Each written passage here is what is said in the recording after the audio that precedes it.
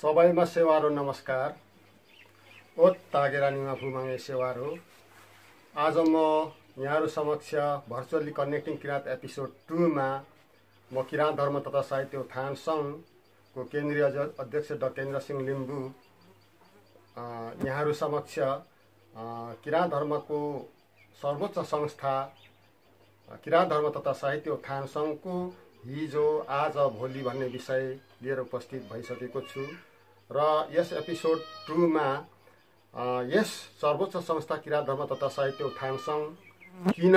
स्थापना गरियो, यो स्थापना कहिले र कसरी भयो र यो संस्था स्थापना हुँदा के कस्ता समस्याहरू आइपरे र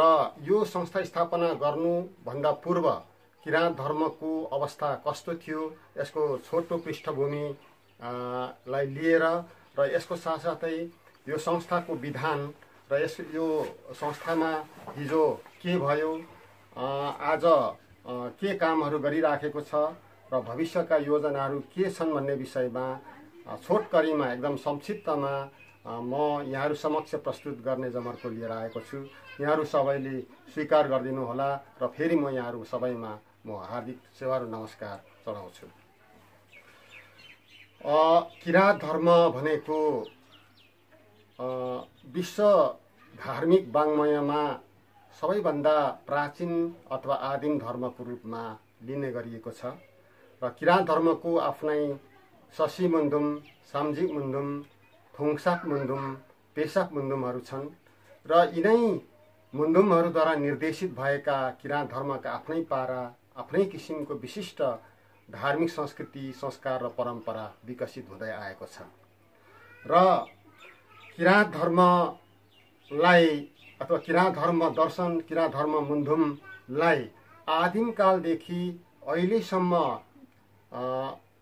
जीवन्त राख्न र यसको संरक्षण सम्वर्धन गर्न समयको विभिन्न युग, विभिन्न कालखण्डहरूमा येहाङ, सोदुङ्गन लेमुहाङ, कान्देनहाङ,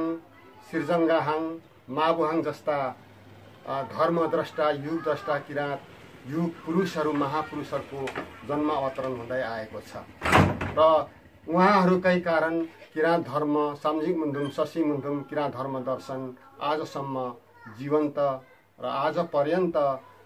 एकदमै सशक्त रूपमा रहेको छ। तर यो बीचमा समयको कालखण्डमा दुर्भाग्यवश नेपालमा शाहवंशको उदय भएको भयो र यही शाहवंशको उदय सँगसँगै 104 वर्षसम्मको लामो राणा शासन, यो जहानिया राणा शासनको कारणले गर्दाखेरि किराँत धर्म आफ्नो भाषा, लिपि, संस्कृति, संस्कारलाई बन्देज लगाइयो र जसका कारण किराँत धर्म, संस्कृति, संस्कार, दर्शन, आफ्नो भाषा, लिपि र संस्कृति एउटा लगभग सुन्नसान अवस्थामा पुग्यो र यही शून्य भएकै अवस्थामा, यही सुनसान अवस्थामा हाम्रो किराँत समुदायमा हाम्रो सौभाग्यले गर्दाखेरि यसै नेपालको इलाम जिल्ला इभाङ, अहिले माङसेबुङ गापा 2 को इभाङको चुक्ची नम्बामा मुइगुम मङसिमाङ फाल्गुनन्द लिङदेनको जन्मावतरण भयो र उहाँको जन्मावतरण पछाडि किराँत धर्म जो लोप हुन लागिराखेको थियो, जो लोपोन्मुख अवस्थामा पुगेको थियो, त्यो लोपोन्मुख अवस्थाको किराँत धर्म फेरि उहाँको समयमा पुनरुत्थान हुने अवसर मिल्यो। तर उहाँको पालामा पनि राणाकालीन कुलीन तन्त्रको कारण उहाँहरूमा विभिन्न किसिमका राजद्रोहहरूको अभियोग लगाइयो। कहिले उहाँलाई एउटा महाराज हुन अथवा राजा बन्न खोजेको भन्ने अभियोग लगाइयो, कहिले के त्यस्ता किसिमका विभिन्न आरोप प्रत्यारोपहरूका कारणले सहज ढङ्गले उहाँले किराँत धर्मको पुनरुत्थानमा चाहिँ निकै गाह्रोपन आइपुगेको थियो र यद्यपि उहाँलाई पटक पटक राजद्रोहको अभियोग लगाएर कहिले धनकुटा, कहिले नेपाल दरबारमा, राजा त्रिभुवनको पालामा नेपाल दरबारमै पुग्नुपर्ने अवस्था थियो र तैपनि उहाँले आफ्नो जीवनकालमा ब्रह्मचर्य व्रतमा रही उहाँले आजीवन विवाह नगरी किराँत धर्मको, किराँत भाषाको, लिपिको, संस्कृति र संस्कारको उत्थान गर्नेतर्फ उहाँ सदाभरि उन्मुख रहनुभयो र त्यतिखेरको जहानिया राणा कुलीन तन्त्रको बावजुद पनि उहाँले किराँत धर्म दर्शन र किराँत सामजिक मुन्धुम शशी मुन्धुमहरूलाई लिपिबद्ध गर्नुभयो, संहिताकरण गर्नुभयो र सामजिक मुन्धुम संस्कृति संस्कारमा एउटा एकरूपता ल्याउने उहाँको ठुलो भूमिका रह्यो। र यसको साथसाथै विक्रम सम्वत 1988 साल वैशाख 24 गते पाँचथरको चोकमागुको लोब्रेकोटी भन्ने ठाउँमा उहाँले चाहिँ किराँत समुदायको एकदमै ऐतिहासिक बृहत चुम्लुङ गराउनु भई किराँत समुदायमा रहेका विकृति विसङ्गति कुरीति र कुसंस्कारको विरुद्ध उहाँले 7 बुँदे सत्य धर्म मुचुल्का गर्नुभयो र त्यसले त्यो 7 बुँदे सत्य धर्म मुचुल्का नै आज किराँत समुदायको एउटा मात्रै नभएर एउटा मानव जातिको लागि एउटा समाज सुधारको लागि कोसे ढुङ्गा बन्न पुगेको छ। र यसरी महागुरु फाल्गुनन्दले किराँत धर्म दर्शन सामजिक मुन्धुम शशी मुन्धुम धार्मिक संस्कारहरूको पुनरुत्थान गर्दा गर्दै उहाँले आफ्नो छोटो जीवनकालमा 63 वर्षसम्मको आफ्नो छोटो जीवनकालमा यस संसारबाट देहत्याग गरेर परमधाम हुनुभयो। र आफू संसारबाट बिदा हुनुभन्दा अगाडि उहाँले के भन्नुभएको थियो भने मैले जति पनि किराँत समुदायको लागि गर्नुपर्ने थियो यो मेरो छोटो जीवनकालमा मैले गर्न सकिनँ। म एउटा आमाको रूपमा आएको थिएँ माना राउ थ्याङ होया अरतान्दिङ्गा फिरियाङमो पाना राउ ता हेम्बेलाङ्गा नुरी कुसिङानी तन्मे क्या अङ्गा मेनिङमा पाना खेप्सेमे। र यसको अर्थ म अहिले माताको रूपमा एउटा युमाको रूपमा अवतरण भएँ। अब फेरि म आउँदा म फेरि 6-7 वर्ष पछाडि म आउँछु र त्यो बेला म पाना र अथवा पिताको रूपमा एउटा अभिभावकको रूपमा आउँछु, तर मलाई चिन्नु र फेरि हामी अगाडि बढ्दै जानुपर्छ, काम गर्दै जानुपर्छ भनेर उहाँले एउटा भविष्यवाणी गर्नुभयो। र 2005 साल चैत 22 गते यसो भन्दै उहाँको परमधाम भयो। र त्यसपछि बीचमा केही शून्य अवस्था फेरि आयो किराँत समुदायमा। कतिपय किराँत धर्म हिजो महागुरु फाल्गुनन्दका चेलाबुलाहरू कता छताछुल्ल हुने अवस्थामा भयो। किराँत धर्मको आकाशमा किराँत धर्म दर्शनमा एउटा शून्य सानो अवस्थामै फेरि 2011 साल मङ्सिर 18 गते उहाँकै कुलमा उहाँको पनातिको रूपमा वर्तमान किराँत धर्मगुरु आत्मानन्द लिङ्गदेन सिंह चुक्चिनाम्बामै अथवा अहिलेको माङ्सेबुङ गाउँपालिका 2 चुक्चिनाम्बाको आगोटे बारी भन्ने ठाउँमा उहाँको जन्मावतरण भयो। र उहाँको जन्मावतरण पछाडि उहाँले हिजो महागुरु फाल्गुनन्दले आफूले अधुरा छोडेर जानुभएका कामहरू र उहाँको भविष्यवाणी अनुसार फेरि म पिताको रूपमा आउँछु है पाना राओ ता आरो भन्नुभए अनुरूप उहाँले अहिलेसम्म हामीलाई किराँत धर्म दर्शनलाई किराँत शशी मुन्धुम सामजिक मुन्धुमलाई पुनरुत्थान गर्ने र यसलाई निरन्तरता दिने क्रममा अगाडि उहाँ बढिरहनु भएको छ। र अहिलेसम्म उहाँले हामीलाई एउटा नेतृत्व र सही बाटो मार्गदर्शन र मोक्षको बाटोतिर अगाडि बढाउनु भएको छ। र त्यसो हुनाले वर्तमान किराँत धर्मगुरु महागुरु फाल्गुनन्द राष्ट्रिय विभूति किराँत धर्म दर्शनदाता किराँत धर्म दर्शनका संहिताकरणकर्ता र पुनरुत्थानकर्ता राष्ट्रिय विभूति महागुरु फाल्गुनन्दको एउटा सुयोग्य उत्तराधिकारीको रूपमा अहिले हामीलाई एउटा पथ प्रदर्शन र मार्गदर्शन गरिरहनु भएको अवस्था छ। र उहाँले पनि सानै उमेरदेखि किराँत धर्म भक्तजनलाई विभिन्न माध्यमबाट विभिन्न तरिकाबाट हामी किराँत समुदायलाई अगाडि बढाइरहनु भयो। तर पनि उहाँको समयमा पनि निर्दलीय पञ्चायत व्यवस्था राजतन्त्रात्मक व्यवस्थाको कारण उहाँलाई पनि यो किराँत धर्मको समुचित विकासमा त्यति राम्रो सहज ढङ्गले उहाँले अगाडि बढाउन पाउनु भएन। उहाँको निजी आश्रम उहाँको आश्रम लारुम्बा माङ्सेबुङ अहिले हामी माङ्सेबुङ भन्दछौँ र माङ्सेबुङमा बारम्बार प्रशासनको दमन चक्र चलिरह्यो। कहिले उहाँले लुक्नु पर्ने अवस्था, कहिले हाम्रा सामजिक मुन्धुमहरू लुकाउनु पर्ने अवस्था रह्यो। र महागुरु फाल्गुनन्दको पालामा संहिताकृत भएका कतिपय सामजिक मुन्धुमहरू बाकसमा लुकाइएका बारीमा पुरिएका बारम्बार प्रहरी प्रशासनको दमनको कारण लुकाइएका ती शशी मुन्धुमहरू सामजिक मुन्धुमहरू अहिलेसम्म पनि प्राप्त हुन सकेका छैनन्। र त्यसरी अत्यन्तै कठोर तरिकाले वर्तमान धर्मगुरुले पनि हाम्रो यो धर्मलाई अघि बढाउने किराँत धर्म दर्शन शशी मुन्डुम सामजिक मुन्डुमलाई बचाउने र संरक्षण सम्वर्धन गर्ने, हाम्रो भाषा लिपि संस्कृतिलाई विकास गर्ने काममा उहाँले चाहिँ एकदमै दृढ अठोटका साथ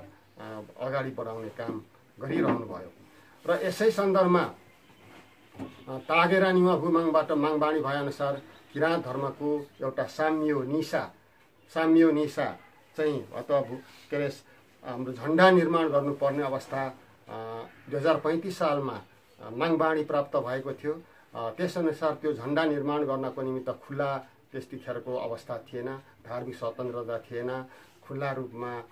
हाम्रो धर्मको प्रचार गर्नुपर्ने अवस्था थिएन। त्यसो हुनाले 2035 सालमा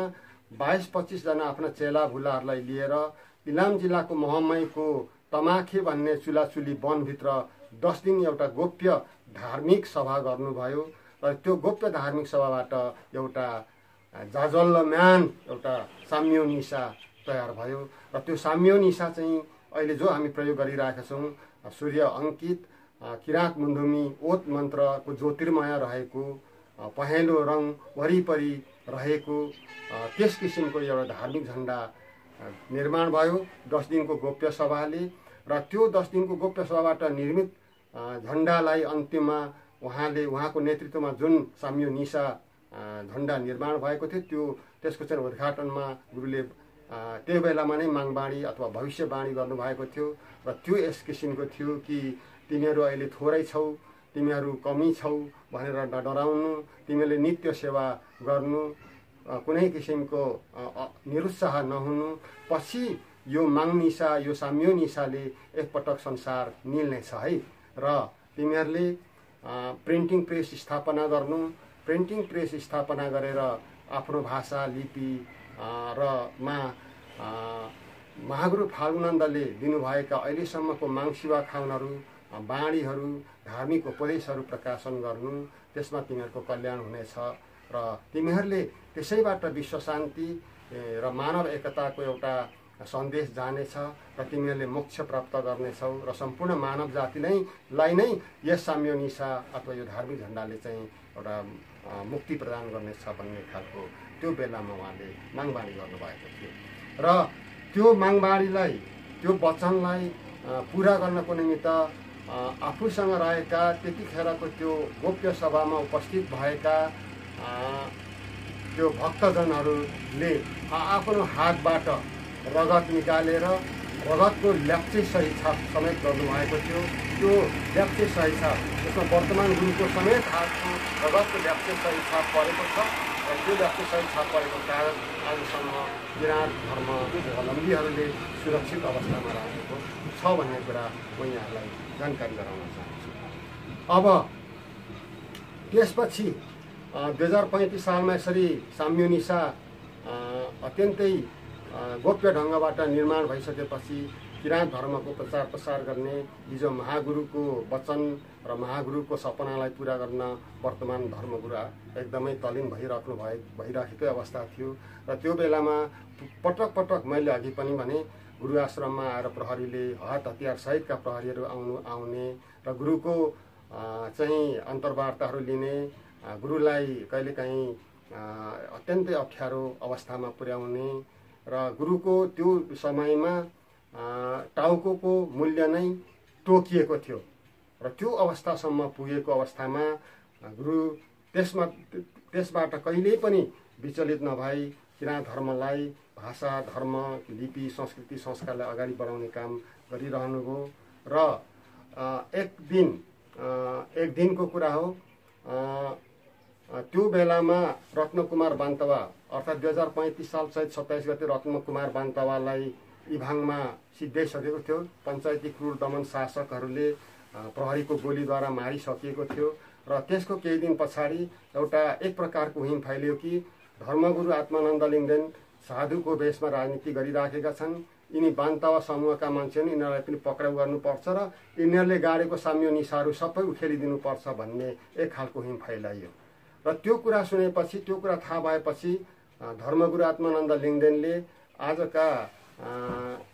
माङ्गेना समितिका अध्यक्ष केहेर सिंहलाई 5 थरको पाङ्त भन्ने ठाउँमा हाम्रो सूचना केन्द्र थियो, त्यो सूचना केन्द्रमा पठाउनु भयो र रातारात उहाँ माथि जानुभयो र उहाँ माथि जाँदा त्यो कुरा थाहा पाउनुभयो कि आज अब गुरुलाई ज्यादै छिटो पक्राइ हुँदैछ र उहाँलाई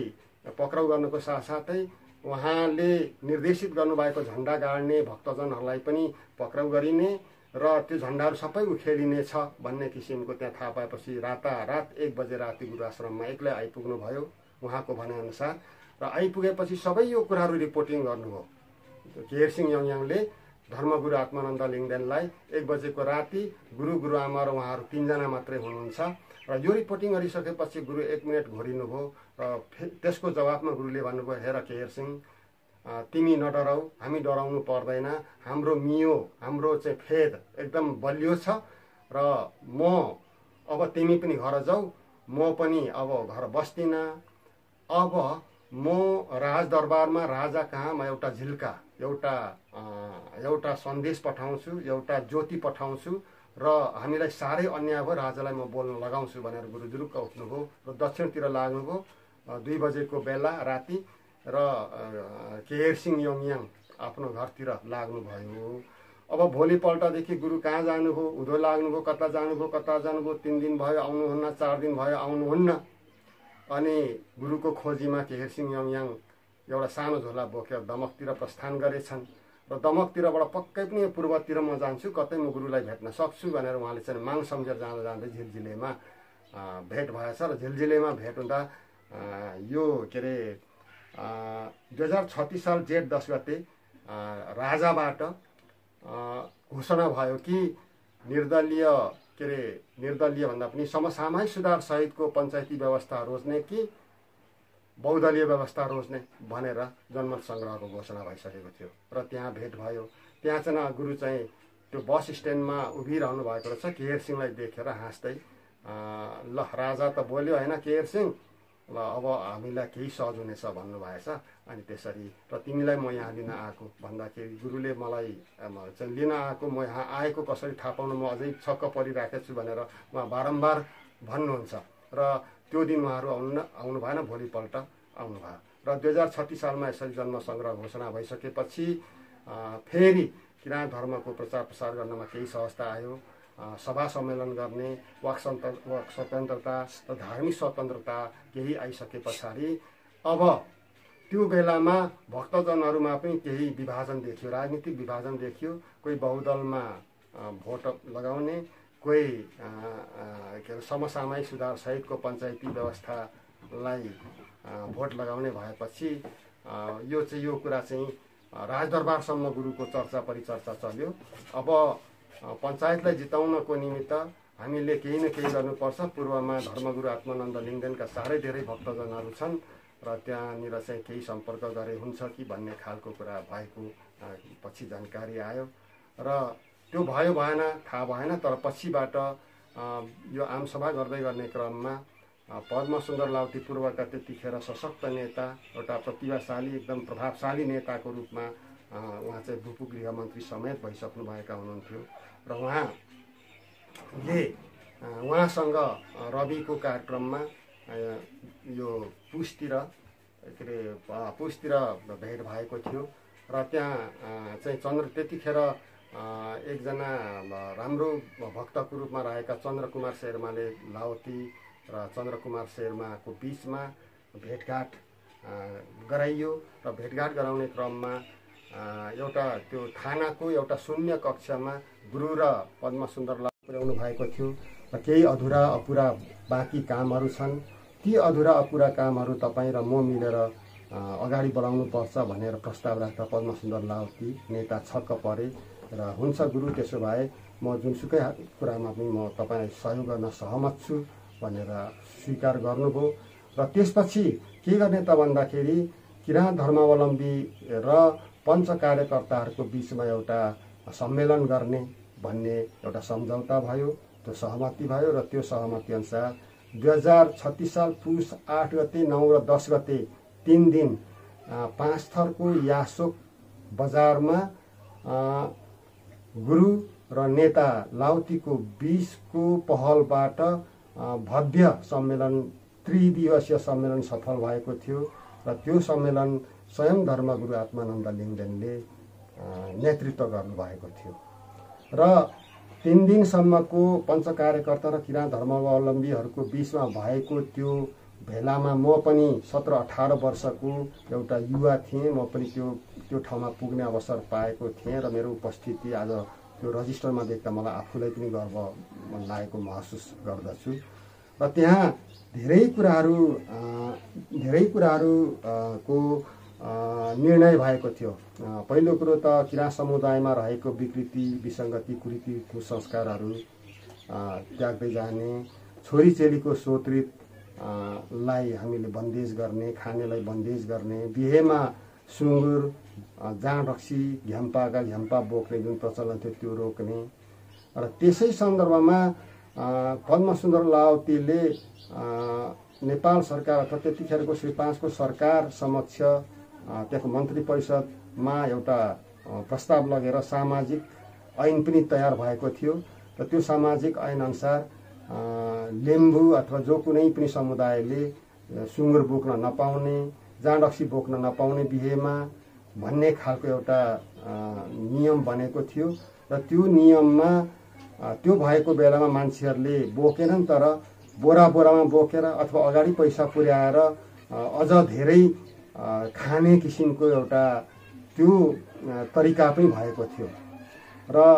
त्यसै गरी त्यो बेलामा भएको एउटा निर्णय के थियो त भन्दाखेरि अब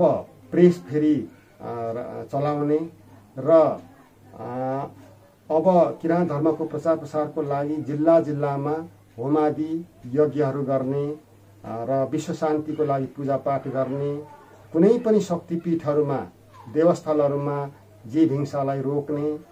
भन्ने किसिमका महत्त्वपूर्ण त्यो त्रिदिवसीय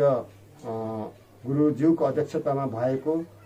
त्यो यासोको सम्मेलनमा निर्णय भएका थिए। र यसका साथसाथै त्योभन्दा पनि महत्त्वपूर्ण कुरा के भएको थियो भने अब किराँत धर्मलाई संस्थागत विकास गर्नको निमित्त किराँत भाषा रजिस्टर्ड एउटा गठन भयो। त्यो चाहिँ गुरुज्यूको अध्यक्षतामा 5 सदस्य समिति गठन भएको थियो र त्यो समितिलाई सक्रिय बनाउन र सञ्चालन गर्न एउटा फेरि गुरुज्यूकै अध्यक्षतामा 15 सदस्यीय सञ्चालक तथा कार्यान्वयन समिति रहेको थियो र त्यो कार्यान्वयन समितिको सदस्य सचिवमा चाहिँ चन्द्रकुमार शेर्मा हुनुहुन्थ्यो। र त्यो किराँत भाषा रजिस्टर्ड समिति मार्फत अब किराँत धर्मलाई दर्ता गर्नको निमित्त विधान बनाउने अनि फेदिममा गएर अथवा जिल्ला प्रशासन कार्यालयमा गएर दर्ता सबै प्रक्रियाहरू अगाडि बढाउनको लागि चन्द्रकुमार शेर्मालाई जिम्मा दियो र त्यस अनुरूप उनी जिल्ला प्रशासन कार्यालय फेदिम 5 थरतिर लाग्नुभयो र उहाँले गुरुज्यूको अध्यक्षतामा रहेको 11 सदस्यीय समिति रहेको तदर्थ समितिको नामसहित विधान तयार गरेर तत्कालीन जिल्ला प्रशासन कार्यालयका सिडिओ बालेश्वर प्रसाद सिंहको समयमा यो संस्था दर्ता भएको थियो र यसरी यो 2036 साल माघ 7 गतेको दिन थियो। 2036 साल माघ 7 गतेको दिन किराँत धर्म तथा साहित्य उत्थान सङ्घको विधिवत रूपमा 2034 संस्था ऐन 2034 अनुसार दर्ता भएको थियो र यसरी किराँत धर्म तथा साहित्य उत्थान सङ्घलाई जन्माउनको निमित्त अत्यन्तै पीडादायीपूर्ण ढङ्गले अत्यन्तै दुःखले स्वयं धर्मगुरुको नेतृत्वमा भक्तजनहरूको सहयोगबाट केही नेताजीहरूको सहयोगबाट किराँत धर्म तथा साहित्य उत्थान सङ्घ 2036 साल माघ 7 गते स्थापना भएको थियो र त्यस पछाडि 2036 साल चैत 22 गते फेदिममै यस संस्थाको केन्द्रीय कार्यालय तत्कालीन नेता पद्मसुन्दर लावतीकै बाहुलीबाट उद्घाटन भएको थियो र यसै बीचमा किराँत अङ्ग्रेजी र देवनागरी अथवा नेपाली लिपिमा प्रिन्टिङ प्रेस स्थापना गर्नको निमित्त त्यो प्रिन्टिङ प्रेसलाई इजाजत पनि नेपाल सरकार तथा श्री 5 को सरकार सूचना तथा सञ्चार विभागबाट इजाजत प्राप्त भएको थियो। अब यसरी किराँत धर्म तथा साहित्य उत्थान सङ्घको विधिवत दर्ता भइसकेपछि पनि किराँत धर्मका कामहरू त्यति सहज ढङ्गले गर्न सकिएन र जुन किसिमको नेपाल सरकार अथवा श्री 5 को सरकारबाट राज्यबाट किराँत धर्मले एउटा आशा गरेको थियो, सहयोगको अपेक्षा गरेको थियो, त्यो अनुरूप हुन सकेन। त्यो अनुरूप हुन नसकेपछि किराँत धर्म गुरुज्यूको नेतृत्वमा फेरि दोस्रो अधिवेशन किराँत धर्म तथा साहित्य उत्थान सङ्घको दोस्रो अधिवेशन सम्पन्न गर्नुपर्ने अवस्था आएको थियो र त्यसले गर्दाखेरि 2038 साल कार्तिक 27 र 28 गते 5 थर महाभारत डाँडामा अवस्थित रवि बजारमा 2 दिने गुरुज्यूको अध्यक्षतामा तत्कालीन राज परिषदका अध्यक्ष केशरजङ रायमाझी सभापति डाक्टर केशरजङ रायमाझीको आतिथ्यमा भव्यताका साथ सम्पन्न भएको थियो र त्यसबाट एउटा 11 सदस्यीय किराँत धर्म तथा साहित्य उत्थान सङ्घ गुरुज्यूको अध्यक्षतामा केन्द्रीय समिति निर्माण भएको थियो र अब त्यसपछि गुरुज्यूको नेतृत्वमा पुनर्गठित केन्द्रीय समितिले फेरि पनि सहज ढङ्गले सरल ढङ्गले कामहरू गर्न सकेन। पद्मसुन्दर लावती तत्कालीन नेतालाई 2039 सालमा गृहमन्त्रीमा नियुक्त गरियो र किराँत धर्मका हस्ती महारथी मानिएका तत्कालीन नेता पद्मसुन्दर लावती गृहमन्त्री भएपछि केही ठुलो सहयोग प्राप्त गरिएला भन्ने किसिमको आशा गरिएको थियो र तर त्यो अपेक्षाअनुसार हुन सकेन र उहाँलाई उल्टै किराँत धर्म गुरुको पक्षमा लागे भनेर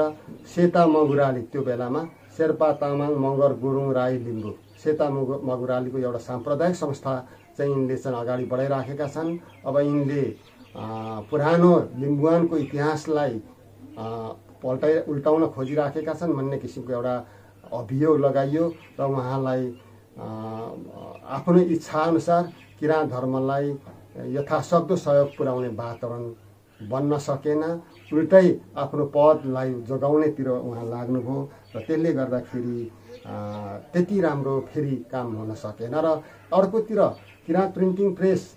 स्थापनाको लागि अगाडि कलकत्ताको के इन्टरप्राइजेस का प्रोप्राइटर सञ्जय कुमार चक्रवर्तीसँग सम्झौता भएको थियो, बैनाबट्टा लिइसकेको थियो, तर उनको पनि बदमासीका कारणले गर्दाखेरि त्यो किराँत प्रिन्टिङ प्रेसका सम्पूर्ण सामग्रीहरू आउन सकेको थिएन र किराँत भाषा र लिपि श्रीजङ्गा लिपिमा र हाम्रो भाषामा पत्र पत्रिका पुस्तक पाठ्य पुस्तकहरू प्रकाशन गर्ने कुरामा पनि हामी अगाडि बढ्न सकेनौँ र अझ राज्य पक्षबाट हाम्रा विभिन्न पर्वहरू गुरु माङ्गेना कार्यक्रम उधौली उभौली सेवामा सहयोग गर्नुको सट्टा अझ नियन्त्रण गर्ने, त्यो समयमा चाहिँ प्रशासन खटाउने, प्रहरी प्रशासन खटाउने र रोकावट गर्ने किसिमका लक्षणहरू देखा पर्दै आए र त्यसले गर्दाखेरि पनि गुरु अत्यन्तै अडिग रहेर फेरि किराँत धर्मलाई अझ सक्रिय बनाउनको निमित्त उहाँकै अध्यक्षतामा काम चलाउ समिति 5 सदस्यीय काम चलाउ समिति गठन गर्नुभएको थियो र 5 सदस्यीय काम चलाउ समितिलाई सहयोग गर्नको निमित्त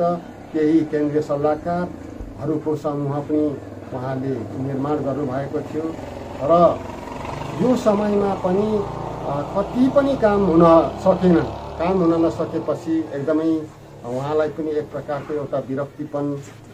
जस्तो एक प्रकारको चाहिँ निराशा त भएन, तर पनि उहाँलाई एकदमै एउटा दुःखको अनुभव चाहिँ नरहेको होइन भयो र पछि गएर अझ उहाँको 36औं शुभ जन्मोत्सव 46 साल ताका सम्पन्न गर्नेमा पुरा हतियारधारी प्रहरी प्रशासन ल्याएर यो तिनीहरूले गुरुको जन्मोत्सव मनाउन पाउँदैन भन्ने किसिमको दबाब पनि सिर्जना नभएको होइन, दबाब सिर्जना भयो। तर सौभाग्यवश तत्कालीन स्थानीय सहायक विकास मन्त्री बेनुपराज प्रसाई जो नेपाल के अरे इलाम जिल्लाबाट हुनुहुन्थ्यो, उहाँको सहयोग, उहाँको चाहिँ प्रमुख आतिथ्य भएको कारणले त्यो जन्मोत्सव कार्य सम्पन्न भयो र पछि नभन्दै 2046 सालमा पुनः फेरि चैत 26 गते नेपालमा बहुदल घोषणा भयो र बहुदल घोषणा भएपछि किराँत धर्मका केही कामहरू केही सहज ढङ्गले अगाडि बढाउनको निमित्त सजिलो भएको थियो र यही बेलामा 2046 सालको प्रजातन्त्र प्राप्तिपछि पुनः सङ्घको गतिविधिहरू अगाडि बढ्न थाले र 2047 साल फागुनमा नेपालमा सर्वप्रथम प्रेस उद्घाटन भएको थियो। प्रेस उद्घाटन गरेर किराँत लिपि किराँत भाषाका पाठ्य सामग्री लेटर प्याडहरू छापियो र यो नै संसारमा विश्वमै सबैभन्दा पहिलो किराँत लिपिमा सञ्चालित प्रिन्टिङ प्रेस रहेको थियो र अब प्रजातन्त्रको प्राप्ति पछाडि धेरै कुराहरू सहज हुँदै गएपछि अब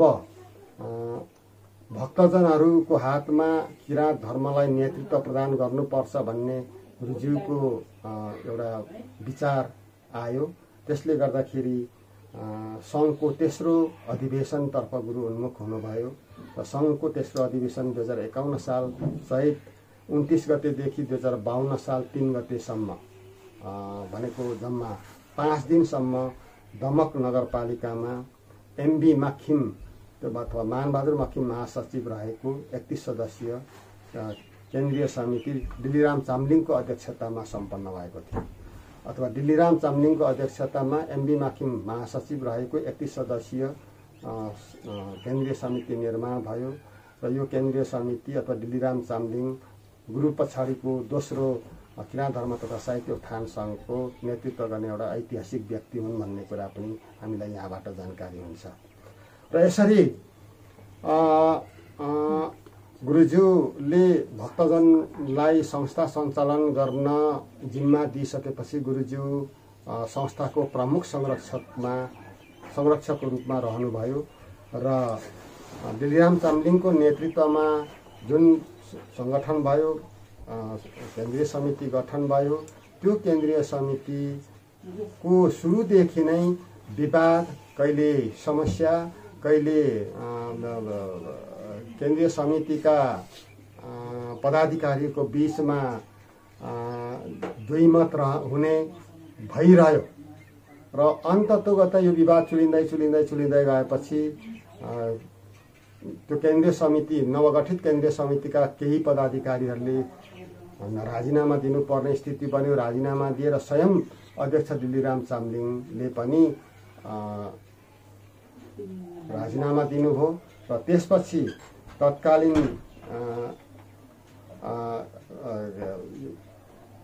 एकजना हाम्रा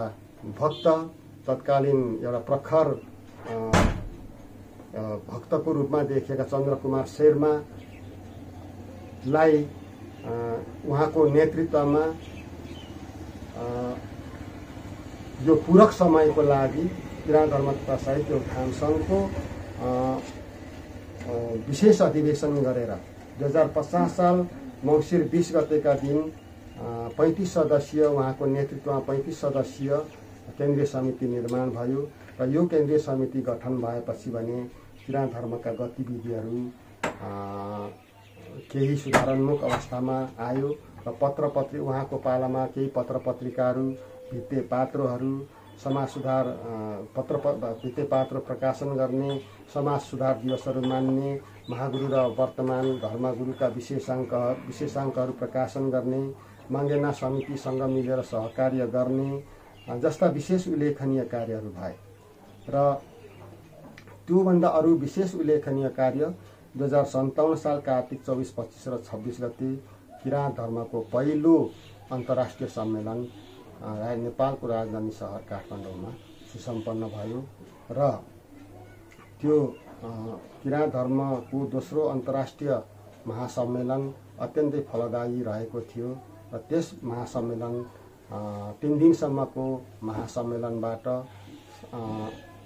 7 बुँदे काठमाडौँ घोषणा पत्र चाहिँ त्यहाँ रहेको थियो र काठमाडौँ घोषणापत्र 7 बुँदे घोषणा गरियो र त्यसमा 5 राष्ट्रका प्रतिनिधिहरूले हस्ताक्षर गरेका थिए र त्यस घोषणापत्रमा छोटकरीमा के थिए त भन्दाखेरि पहिलो मुइगो मङसिमाङ फाल्गुनन्द लिङदेन जो किराँत धर्मका दर्शनदाता हुनुहुन्थ्यो र विश्व शान्ति मानव एकताका एउटा अग्रज हुनुहुन्थ्यो। उहाँ चाहिँ किराँत धर्म महर्षिको घोषणा गरियो। दोस्रो, विश्व शान्तिका प्रतीक मानेर संयुक्त राष्ट्र सङ्घले बुद्धको जन्मदिनलाई अन्तर्राष्ट्रिय बिदा घोषणा गरे बापत संयुक्त राष्ट्र सङ्घलाई ससम्मान आभार व्यक्त गरिएको थियो। र तेस्रो, इलाम जिल्लाको मुजोलुङमाहिम क्षेत्र अहिलेको माङसेबुङलाई किराँत धर्मको मुख्य तीर्थस्थलको रूपमा विकसित गर्ने र विश्व सम्पदाको सूचीमा दर्ता गर्ने र गर्नको निम्ति पूर्वाधार तयार गर्ने भनेर एउटा बुँदा रहेको थियो। र अर्को बुँदा अर्को अन्तर्राष्ट्रिय महासम्मेलन 2005 सिक्किम भारतको सिक्किममा सम्पन्न गर्ने र त्यसै गरी अर्को नम्बर रहेको थियो, अर्को बुँदा रहेको थियो विश्व किराँत धर्म तथा साहित्य उत्थान महासङ्घ गठन गर्ने। अन्य महासङ्घ जस्तै विश्व किराँत धर्म तथा साहित्य उत्थान महासङ्घ गठन गर्ने। अर्को थियो किराँत विश्व सङ्घ कोष खडा गर्ने र त्यसरी अन्तिममा विश्व किराँत धर्मावलम्बीहरूलाई हरेक 10 वर्षको जनगणनामा किराँत धर्म लेख्ने लेखाउने र आफ्नो गाउँ ठाउँ नदी नालाहरू पनि आफ्नो भाषा र आफ्नो लिपिमा लेख्ने भन्ने किसिमको 7वटा बुँदाका सहित यो सम्पन्न भएको थियो। र यसरी यो 2057 सालको किराँत धर्मको पहिलो घोषणापत्र पहिलो के अरे अन्तर्राष्ट्रिय महासम्मेलन सम्पन्न भएको थियो। र त्यसपछि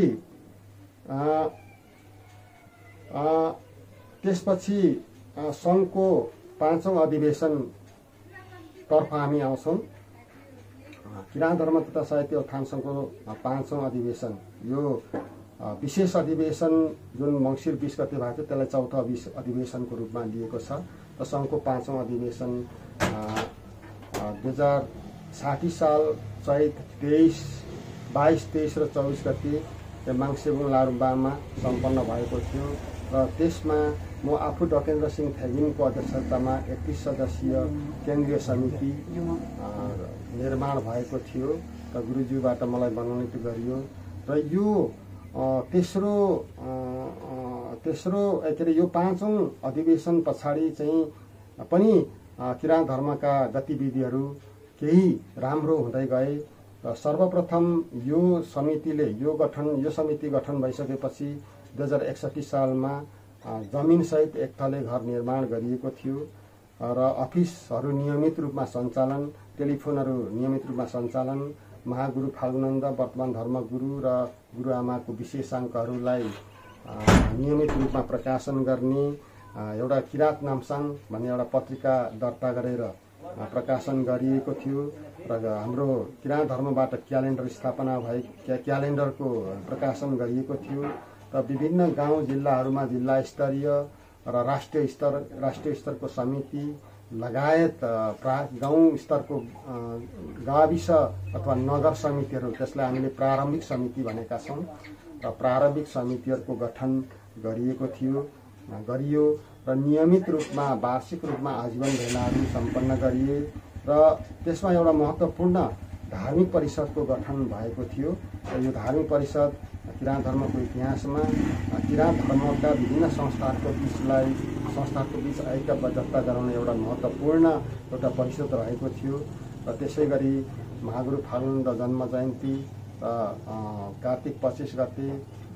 वैशाख 24 गते समाज सुधार दिवस, महागुरु फाल्गुनन्दको परमधाम भएको दिन चैत 22 गते चाहिँ स्मृति दिवस, यस्ता विभिन्न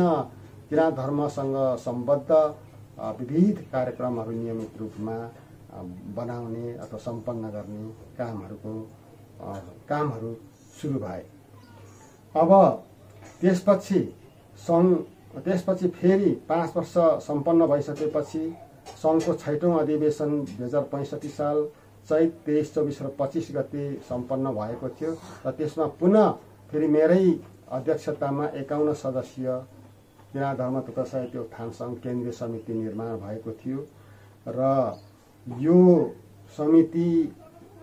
यो नवगठित समिति सरकारले पनि अत्यन्तै ऐतिहासिक र महत्त्वपूर्ण कामहरू गरेर यसले आफ्नो पदावधि सम्पन्न गरेको थियो। यसले सर्वप्रथम राष्ट्रिय वर्तमान महागुरु फाल्गुनन्दलाई 2066 साल मङ्सिर 16 गतेका दिन किराँत धर्म तथा साहित्य उत्थान सङ्घकै पहलमा तत्कालीन प्रधानमन्त्री माधव कुमार नेपाल रहेको अवस्थामा नेपालको 16औं राष्ट्रिय विभूतिको रूपमा घोषणा गर्न, राज्यबाट घोषणा गर्न सफल भयो र आज महागुरु फाल्गुनन्द राष्ट्रिय विभूति साहित्य उत्थान सङ्घको पहलबाट घोषणा हुनुभएकै कारण आजको यो माङ्सेबुङ यो महागुरु फाल्गुनन्दले निर्माण गर्नुभएका विभिन्न स्थलका माङ्हिमहरू, महागुरु फाल्गुनन्दको शालिगहरू निर्माण गर्ने र थुप्रै थुप्रै धार्मिक पर्यटकीय स्थलहरूमा केन्द्र र प्रदेशबाट सहयोगहरू पर्याप्त मात्रामा राज्य तहबाट आउने अवसरहरू पाइराखेका छौँ। यो चाहिँ महागुरुलाई राष्ट्रिय विभूति बनाउनु किराँत धर्म तथा साहित्य उत्थान सङ्घको एउटा जुन ऐतिहासिक कार्यले गर्दा नै यो सम्भव भएको भन्न चाहन्छु। त्यसै गरेर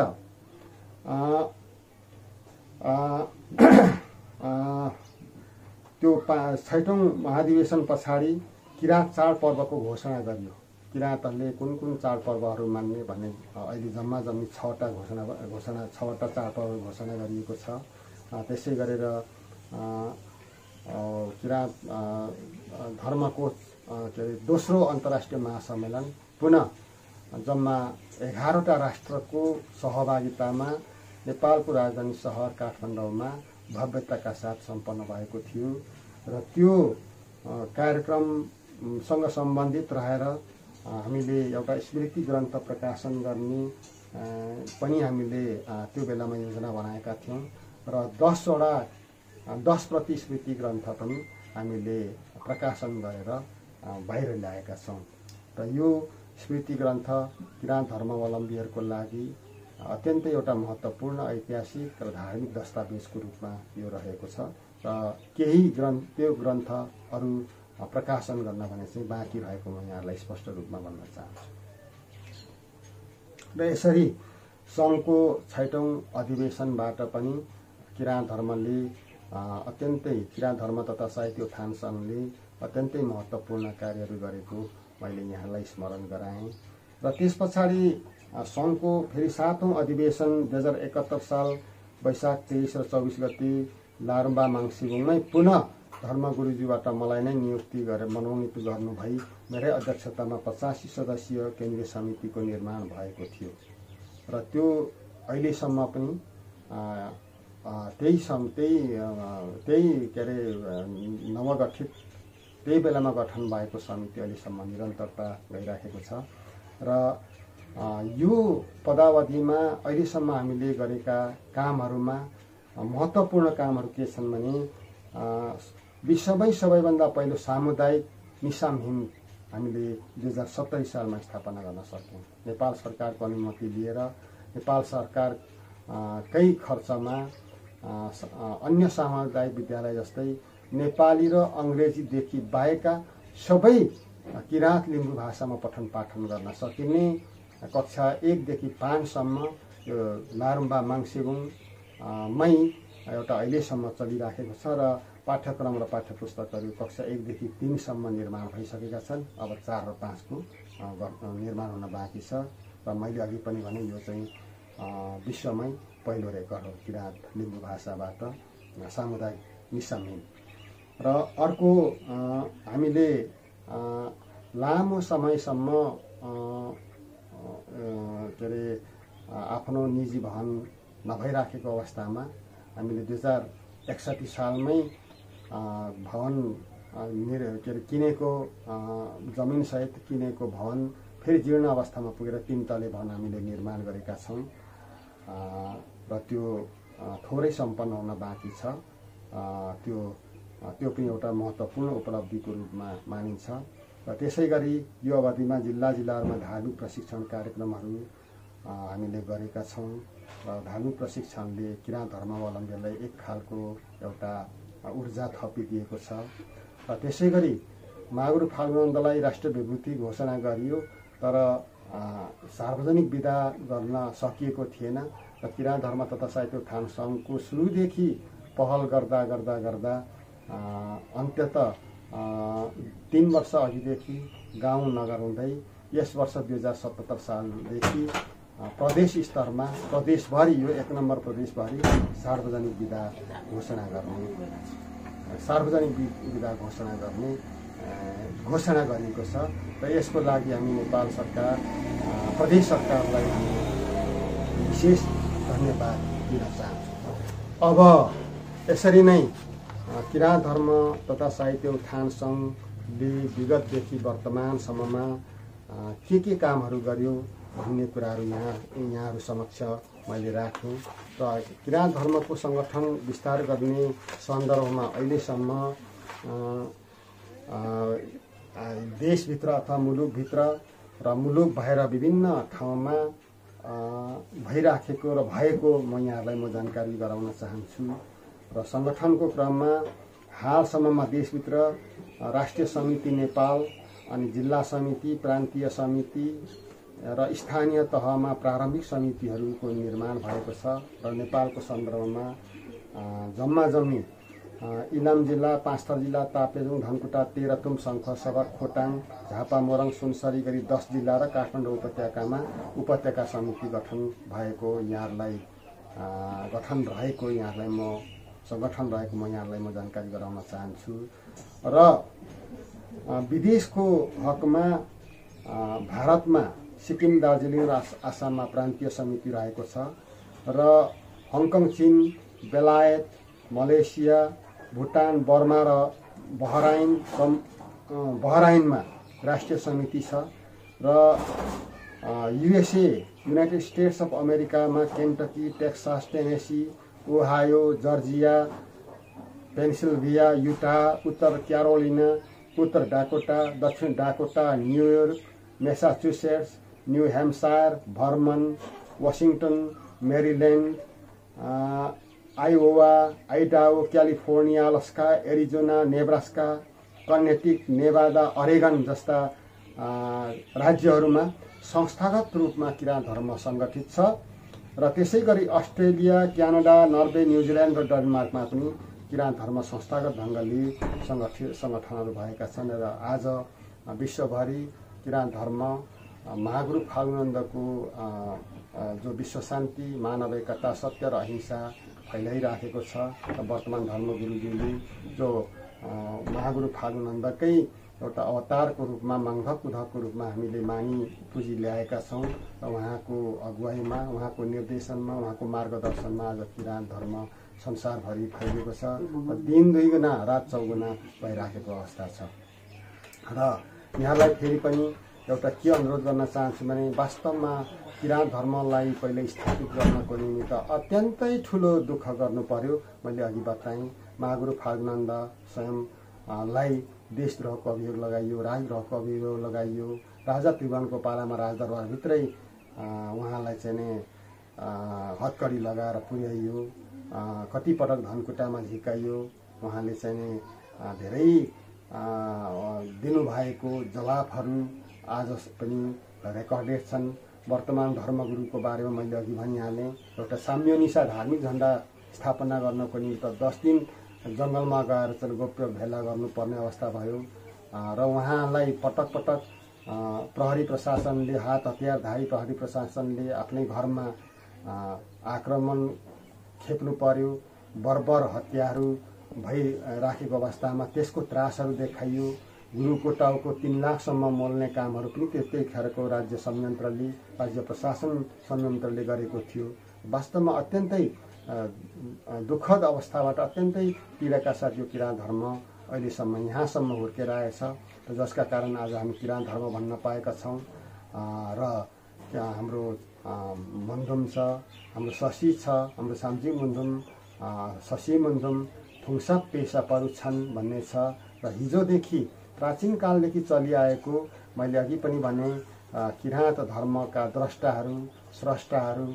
धार्मिक दार्शनिक महापुरुषहरू यसरी पटक पटक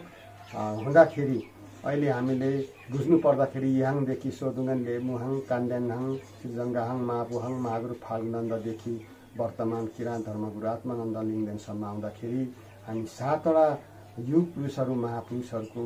किराँत धर्मको लागि जन्म अवतरण भइसकेको हामीलाई प्रष्ट छ। र यो हाम्रो किराँत धर्म अब आकाश पृथ्वी सूर्य चन्द्र रहन्जेलसम्म रहिरहनेछ र यो आदिम धर्म भएको हैसियतले यो अत्यन्तै प्राचीन धर्म भएको र यो धर्म चाहिँ कहिल्यै नमासिने भएकोले यसले भोलि गएर विश्वमा एकपटक महागुरु फाल्गुनन्दको चाहिँ भविष्यवाणी वर्तमान धर्मगुरुज्यूको भविष्यवाणी अनुसार एकपटक यो संसारलाई फेरि पहिला पनि कुनै समय किराँत धर्ममय थियो, यसले संसार मिलेको थियो र भविष्यमा पनि यसले एकपटक मानव विश्व शान्तिको लागि शङ्खनाद गर्दै मानव मुक्तिको लागि मानव मोक्षको लागि यो 10 दिन निर्माण भएको साम्य निशा सहित यो संसार एकपटक यसले चाहिँ संसारमा आफ्नो साम्राज्य विस्तार गर्ने कुरामा शङ्का छैन भन्ने कुरा म यहाँहरूलाई भन्न चाहन्छु। र तपाईलाई मैले भन्न छुटेको एउटा कुरा, अब किराँत धर्मको दोस्रो अन्तर्राष्ट्रिय महासम्मेलन जो 2067 सालमा मेरै नेतृत्वमा भएको थियो, त्यहाँ चाहिँ के कुराहरू त्यो घोषणा पत्रमा उल्लेख छन् भन्ने कुरा तपाईलाई म छोटकरीमा तपाईहरु समक्ष राख्न चाहन्छु। पहिलो, राज्यले 16औं राष्ट्रिय विभूतिको रूपमा किराँत धर्म दर्शनदाता, किराँत धर्म दर्शनका पुनरुत्थानकर्ता, महान समाज सुधारक राष्ट्रिय विभूति महागुरु फाल्गुनन्दलाई राज्यले राष्ट्रिय विभूति घोषणा गरे बापत महासम्मेलनले कृतज्ञता व्यक्त गरेछ पहिलो बुँदामा। दोस्रो बुँदामा किराँत धर्मको धार्मिक नगर माङ्सेबुङलाई धार्मिक नगर घोषणा गर्दै राज्यका सबै क्षेत्रबाट सहयोगको अपिल साथै विश्व सम्पदा सूचीमा दर्ता गरियोस् भन्ने एउटा माग राखिएको छ। तेस्रोमा किराँत धर्म दर्शन र आदिवासी जन्य भाषाको समुचित विकासका लागि किराँत विश्वविद्यालय उच्च स्तर अध्ययनार्थ 1000 बिघा जमिन नेपाल सरकारसँग माग गर्ने एउटा प्रस्ताव राखिएको छ। अर्को,